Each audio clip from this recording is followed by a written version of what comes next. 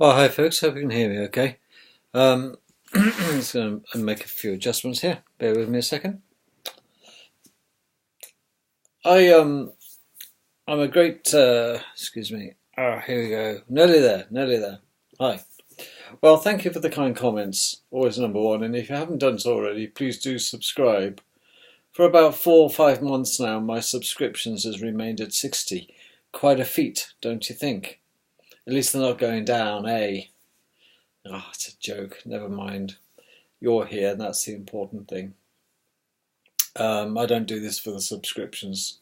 There's no financial incentive for me to do these videos every night, except that I think I'm sharing some of my life experiences for those who may benefit or may not. But at least you got something to do while you do your ironing, or you might be slobbing around in the bath or whatever you're doing. So I can't see you, don't worry. um, I'm a well. When I was a telly bug, I used to like watching Dragon's Den. I think, oh God, you got the dragons. For Christ's sake, the dragons. Who come out with this shit? To be honest with you, the Dragon's Den. Let's look at them for a moment. We've had a no end of people on Dragon's Den as dragons, haven't we? Yeah, one of the common ones, of course. Well, the dynamic duo, um, Peter, the IT man, haven't we? We got Duncan Ballantyne. The other witch. Oh, Deborah Meaden. Then we have a fat woman with long dark hair, a banker whose name I forget because she's a non-entity. I can't remember her investing in anything. Then we have Solomon, a real yid if ever there was one. I'm yet to see him invest in anything. Tookie Solomon, what a horrible man. He's so Jewish. He makes Jews, oof. Um, and the other one is a guy called James Caan, who out of all the dragons I think is the most, well, he's the nicest. I like James Caan. Um, that man is a gentleman, absolutely is. And I think he's very humanitarian. He's not such a money-grabbing bastard, effectively. He's sits there doing this with his beard when he's thinking. Deborah Meaden, they've all got their little silly little habits, but Deborah Meaden is the number one that makes me want to go and put my hands into my TV and wring her neck. I mean, oh God, what a horrible, horrible female she is. I'm sorry, but that's just my personal taste. But look, she inherited her wealth. She didn't start off with nothing.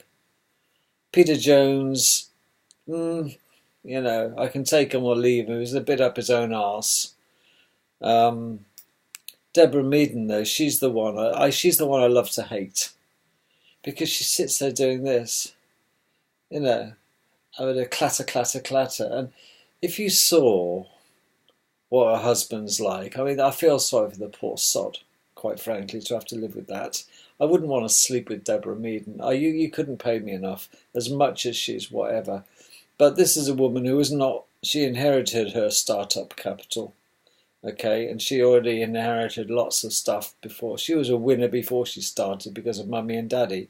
But she sits there doing this, and it's almost like she's channeling, and I just want to put my wiggly little fingers around her chubby fat neck. I mean, what an ugly, ugly woman, for a start. But she's full of it. Absolutely full of it. But what are they searching for? Because there has to be a period of time when enough is enough. When is enough, my boy? Ovey, ovey. And, yes, I'm a dragon. But the worst one they had was that bloody arsehole, a kiddie fiddler, wasn't it? The one who was into spanking young teenage girls, the American who had glasses. He was arrested 2 years ago and taken off Dragon's Den in complete embarrassment. But that is a guy who never invested in anybody, and he thought he was so clever. I mentioned this in previous videos, but if you look in the papers, you'll see Dragon from Dragon's Den arrested, prosecuted in court for underage prostitution. He used to go and visit underage prostitutes and spank their bottoms because that was his thing.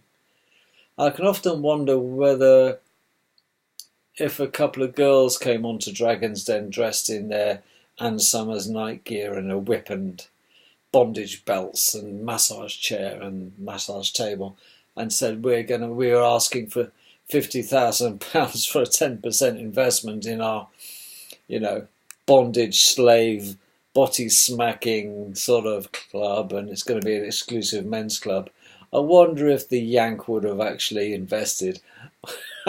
No doubt in my mind he would have invested thinking, staff discount. But what is it these people are looking for, the Dragons? When do they have enough? You see, money won't buy them what they're looking for. It is like the slippery bar of soap they're trying to grab. It's slipping out of their hands because they've all got empty lives. You can guarantee it. While they're busy out there working and slogging their guts out and getting stressed because the investments aren't going quite the way they thought they are, their partners are probably so pleased they've gone out the door to give them 5 minutes peace so they can sit there and eat after 8 watching morning TV. Thank God he's gone to work, or thank God the bitch is away for the weekend on business. Oh, I can just imagine the partners of such dragons. Big sigh of relief all round. But what is then, in your opinion? I mean, would you go on Dragon's Den? What have you got to go on Dragon's Den with? What's your bright idea? Because I'm always thinking of ideas, but I don't want to share them. And my ideas really are my ideas, and I don't think I'd lower myself to go cap in hand in front of Dragon's Den, because I would want to keep 100% of the business for me, thanks very much, not some Yiddish parasite or somebody who's going to want, sit there and start dictating. And I am a loner by nature. If it is to be, it's up to me, and this is how I work. And I'm not a good team player, I'll grant you. It sounds very arrogant, but I generally don't want to suffer fools. And unfortunately, most of the people I seem to bump in with are blithering idiots in so many ways. They just don't think like me. I used to go to watch David Icke when he was on show at Wembley and various other big meetings, and I quite like David Icke. I think he talks a lot of sense, and he is quite good at what he does. Although he has a habit of repeating himself, and he has to, I suppose. He has to start every lecture afresh and go through the basics again, and it's a bit tedious.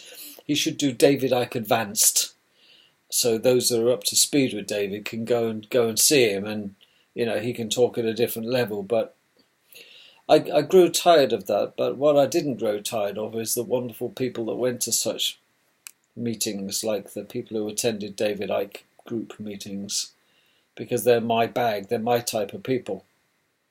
And they were a real cross-section of society, which is refreshing to look at.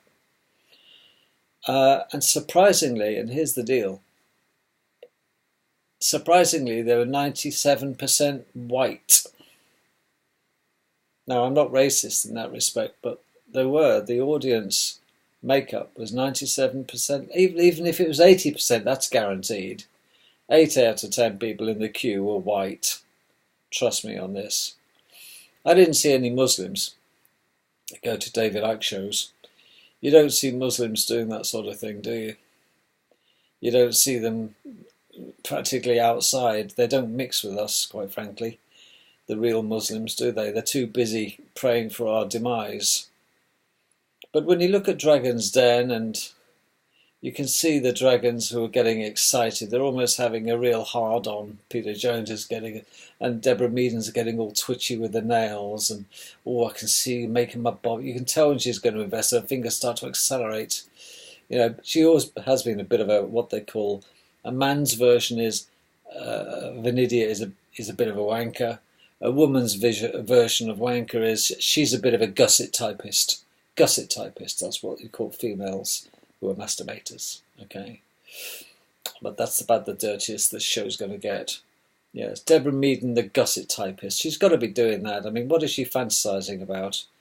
Really? Come on, Deborah, hang it up now, love. It's hanging a bit low, and you never were quite the the bull, were you, Deborah?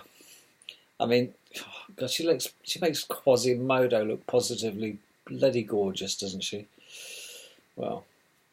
But the people that are going on to Dragon's Den, obviously you know why they're there. They want investment. They always come across this, oh, we want a mentor.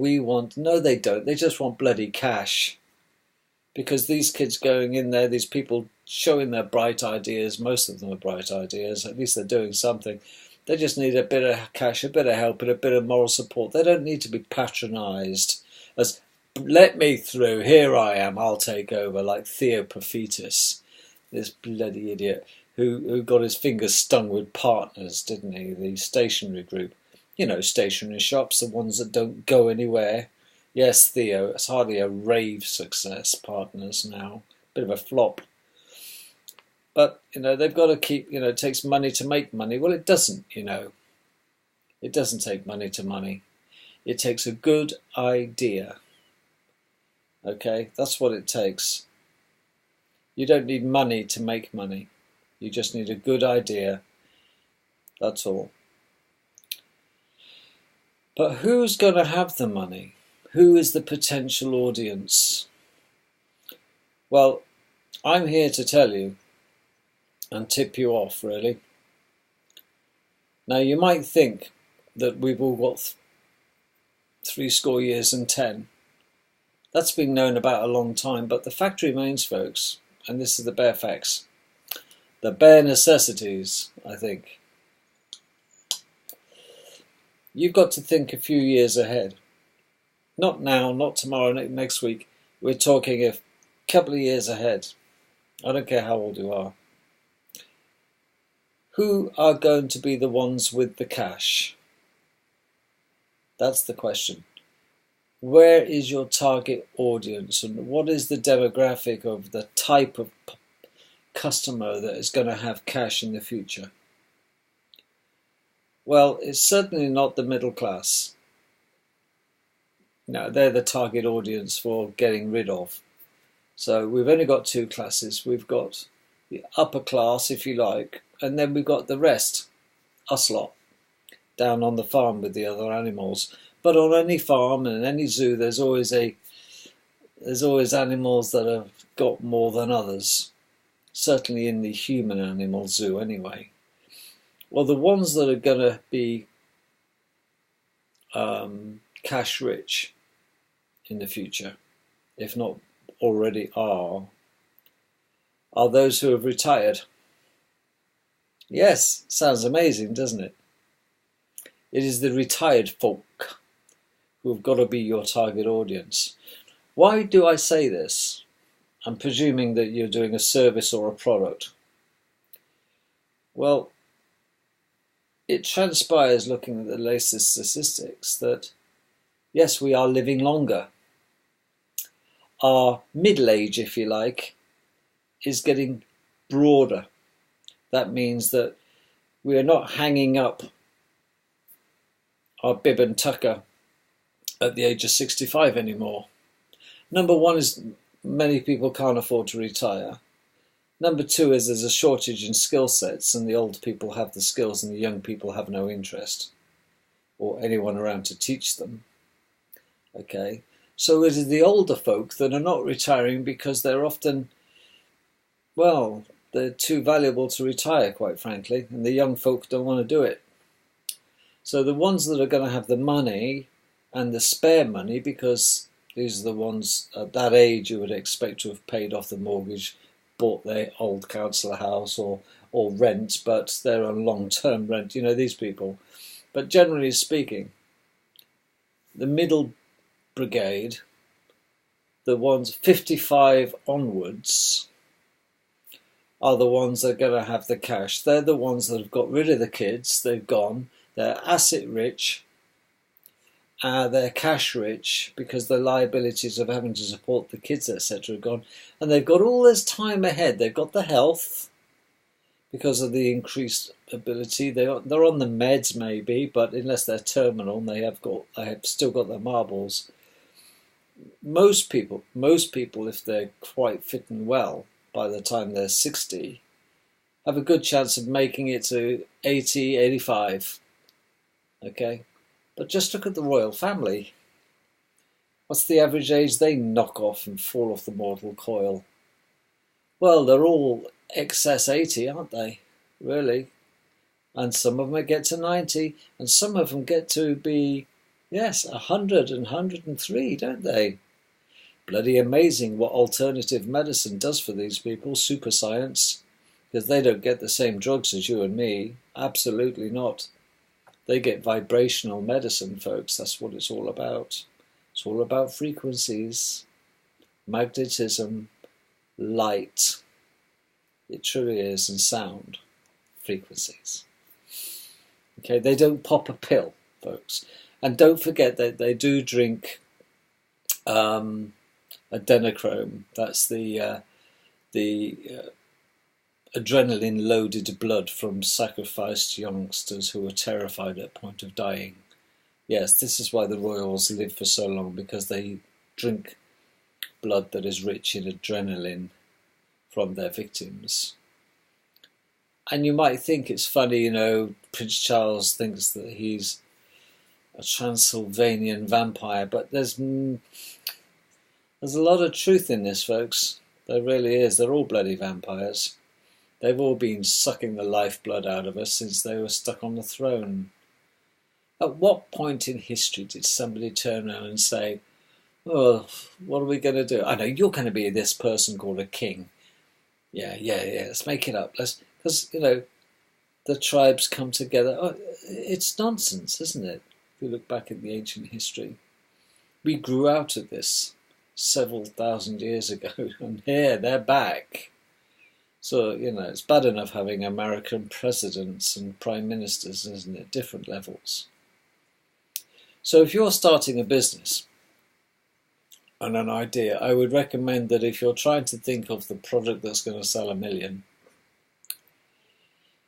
work out something that's going to be attractive to those who have got time and money and no debts.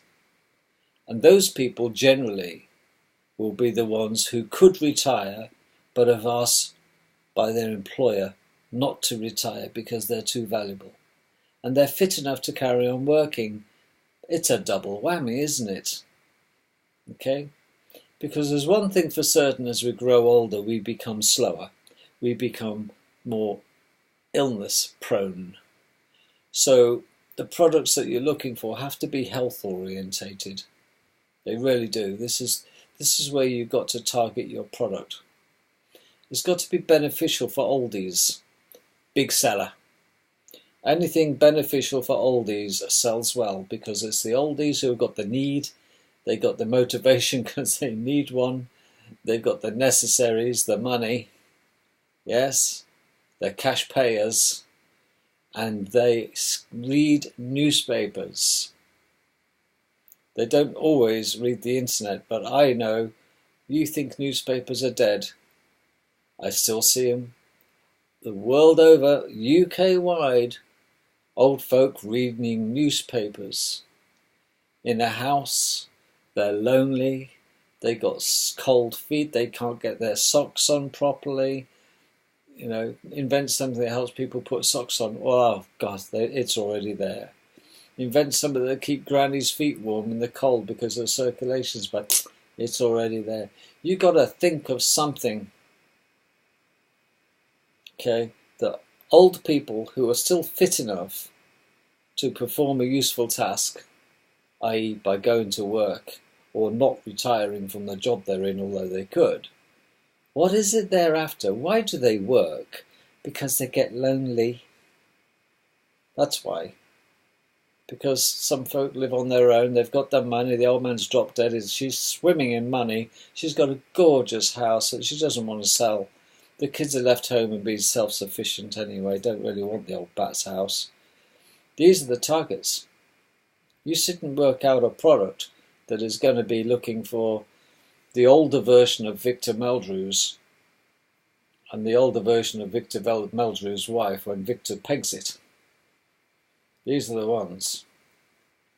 So that's what you've got to be looking at, inventing. Find a product, think of a product or a service that you can offer your local community. Start small. And, well, there we are. Zumbas for 60s. Yes, wouldn't that be good? Belly dancing club for the over 80s. Yeah, I can see it now. So these are the targets. So, when you go to Dragon's Den, you can say, I've done my market research. This is the demographics of the ideal customer base. They got the money, they got the time, they got the opportunity, they need the company. They want something that's going to extend their life or at least keep them in their status quo in the health front. But it must be health related. Okay. And, and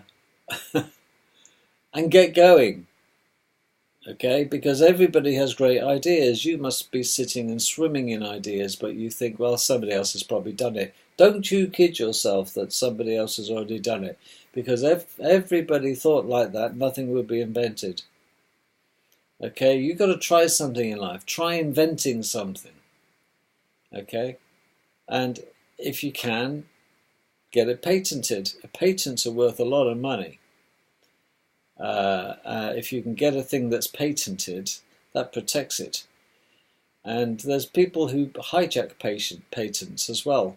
They get wind of somebody developing something, and then they'll rush off and get someone else to develop, and then patent it, because a lot of people invent things, but they can't afford to get them patented. Worldwide patents. Okay. I'll give you an example of the other problem that you might have is this thing called the CE mark. Well, what another bloody quango that is by the governments, isn't it? The CE mark, the con of the century. And I'll tell you why. I deal with products that are manufactured in Denmark. Okay, and we need to get the CE mark for these for them to be sold into Europe. And it's a quality assurance mark, isn't it? It's a CE mark. You'll see it on all your products, electrical products. And, well, you think, okay, we get the manufacturers. There's companies out there, because they made it so complex to comply to the CE mark regulations. You have to hire a company at great expense who would deal with the necessary paperwork and crap that goes with it, in order to help you get your product cleared to get the badge. So you have a manufacturing CE mark, okay? So a piece of plastic dog shit from Hong Kong can have a CE mark put on it because it's past the manufacturing standards set by the appropriate level, at the appropriate level for the plastic dog shit. Joke poo, yes? But if you've got a technical issue, like a medical laser, for example, it's still got to get a CE mark. But here's the scam. Despite having this technical CE mark, you've now got to have the medical CE mark as well. And there's not the blindest bit of bloody difference, quite frankly. Okay? It's just more money. They just seem to wring money out of companies and wonder why small companies are finding it hard to get going, because they're making it so difficult for the little companies to start. It's because this is a protectionism from the big boys. The big boys make it extremely difficult and lobby governments to make sure that the standards are set so high, and to get to those standards you've got to spend millions to get that mark. A lot of companies will say, sod it, we can't trade. But how can you get all these cheap products from China? I'll tell you why. Because the majority of the products flooding this country are Europe with CE marks. It's £85 on eBay, but you can buy it from China for 20, or get it from China. And it arrives with a CE mark. You think, bloody marvellous, it's got a CE mark as well. Oh, we feel safe. Don't you kid yourself, because the Chinese will stick any falsity on anything to get it sold to us. What are you going to do? Take them to court? No chance. And this is the scam. So even if you go on eBay and see stuff and you think, oh my God, this guy's selling stuff, imported from China, it must be crap. Oh no, it's got the CE mark. The CE mark means nothing.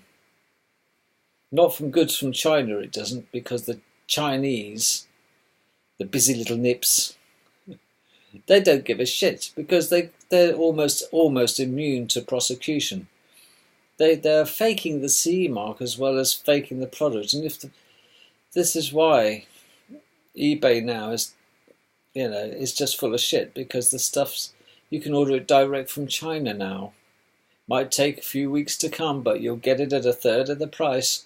But don't you trust it, because you'll get it and it'll be falling to bits in a week if it doesn't catch fire or kill you or choke your children because it's a substandard toy. There is benefits, like the British kite mark, isn't there? That used to be on things, and how everybody had confidence in the British kite mark standards, British Standards Agency mark, the kite mark. It was on all the irons, you might remember those days. And now it's the CE mark. Well, here we are, surrounded by these, but you've got to think. Find something extremely simple. Don't make it electrical, because it's a nightmare dealing with getting the CE mark on electrical goods, folks, trust me. But make it a disposable item that is going to be required for healthcare to the oldies, to see them through the time that they go in the holy goes. That's the product that you've got to find. You've got to find the niche of something that those with money and those with maturity and the spare money and the need. It's always like I said to you, deal with the man, the means to buy it, the authority to need it, that's A, and the need, means, authority and need, or means, age and need. You've got to deal with the man if you want a good financial future, and market and pitch your products to that demographic, because it's that demographic in our society that is going to grow to a ripe old age. And I hope you do too. But in the meantime, if you're trying to choose and invent something, try inventing something that's going to help the aged. Seriously, because it's the aged who are going to live long and prosper. You see, in this country, for example, in closing, I'll tell you this. There is a crisis going on. It hasn't been in the paper yet, but it's coming up. It will be in the Sunday papers, and it will be in the supplements. It will be on the news. And I can tip you off what it is. It's going to be that Britain is experiencing a drug crisis with those who are looking at painkillers. Okay, across the board. There is a painkiller addiction crisis in this country because, well, people are addicted to it, and a lot of people are in pain for various reasons. Well, naturally, who are the addicts? Who are these addicts that are addicted to this? Well, those in pain, of course. No, because a lot of the painkillers are very, very, very addictive. All right? What started off as pain management rapidly become feed the addiction, not cure the pain or stop the pain. Well, the big pill crunchers in that arena are the mid-40s upwards. You would think it's the youngsters, but it's not. And that's going to be in the Sunday Telegraph soon. And the supplements, excuse the pun, the Sunday supplement newspapers, the glossies and things like that. And think of something that's going to help people get out of that. And you'll be on a winner.